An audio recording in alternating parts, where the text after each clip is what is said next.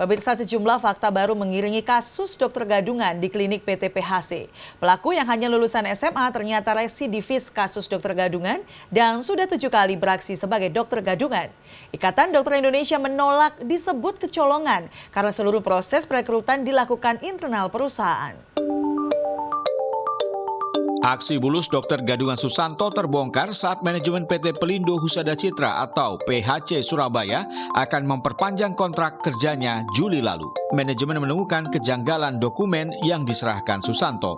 Susanto yang ternyata hanya lulusan SMA menurut manajemen PT PHC direkrut pada tahun 2020 saat pandemi COVID-19 dan semua tahapan perekrutan dilakukan secara daring. Selama 2 tahun bekerja, Susanto ditempatkan di klinik PT Pertamina di Cepu di bawah supervisi dokter K3 perusahaan. Saat ini Susanto tengah menjalani proses persidangan di Pengadilan Negeri Surabaya. Mengutip detik.com, dalam sidang dakwaan Senin 11 September lalu, Susanto mengaku mendapatkan dokumen yang ia palsukan melalui internet.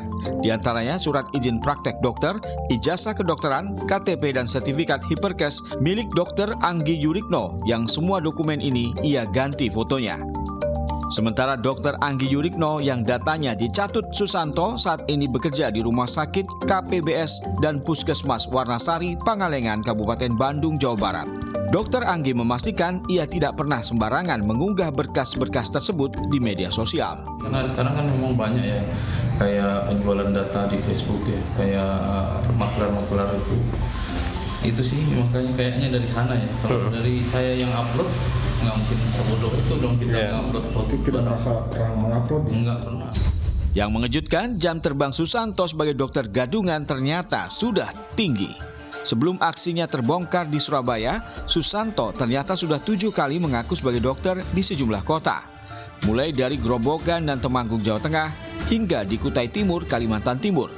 Di lokasi terakhir ini ia bahkan sempat dipenjara atas kasus yang sama. Ancaman hukuman dari pasal 378 KUHP ini adalah maksimal 4 tahun. Cuma berdasarkan fakta di persidangan, berdasarkan keterangan terdakwa sendiri, dia itu sudah melakukan hampir 7 kali dengan ini.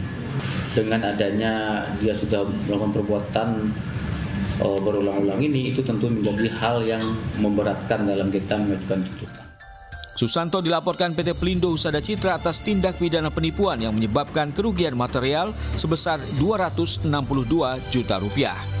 Menurut Humas Pengadilan Negeri Surabaya, Agung Parnata, Kamis siang, terdakwa Susanto sudah menjalani proses persidangan di Pengadilan Negeri Surabaya sejak 21 Agustus lalu. Susanto dijerat pasal 378 KUHP tentang penipuan dan terancam hukuman 4 tahun penjara. Masuk tahap kemarin itu sudah pemeriksaan terdakwa.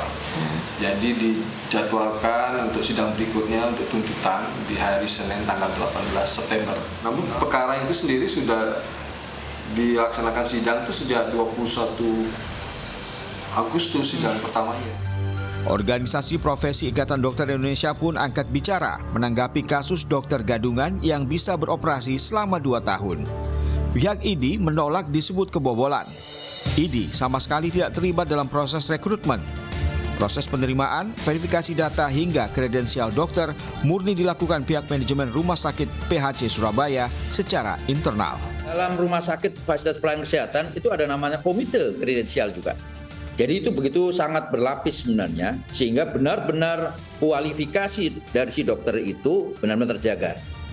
Tetapi inilah yang kemudian bahwa pada saat masuk yang namanya dokter gadungan, ya artinya kalau namanya dokter gadungan dia tidak ada proses yang dilakukan di internal Ikatan Dokter Indonesia. Sidang tuntutan terhadap sang dokter gadungan akan digelar Senin depan dipimpin Ketua Majelis Hakim Tongani dari Pengadilan Negeri Surabaya. Tim Liputan.